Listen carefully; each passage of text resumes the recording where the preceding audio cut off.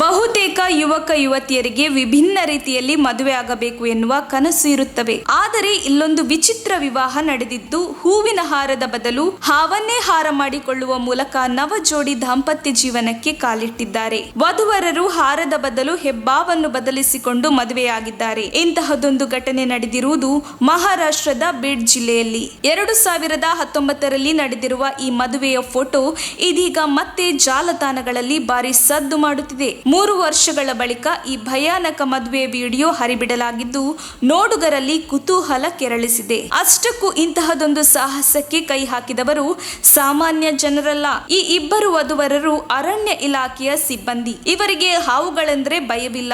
ಆದ್ರಿಂದ ಯಾವುದೇ ಅಳುಕು ಇಲ್ಲದೆ ಹೆಬ್ಬಾವನ್ನು ಹಾರದ ಬದಲು ಕೊರಳಿಗೆ ಹಾಕಿಕೊಂಡಿದ್ದಾರೆ. ನಂತರ ಅದನ್ನು ಕಾಡಿಗೆ ಅದರ ಸ್ಥಾನಕ್ಕೆ ಬಿಡಲಾಗಿದೆ. ವಾಸವಿ ನಾರಾಯಣ್ ಎಂಬುವರು ಟ್ವಿಟರ್ ನಲ್ಲಿ ಈ ವಿಡಿಯೋವನ್ನು ಹಂಚಿಕೊಂಡಿದ್ದರು.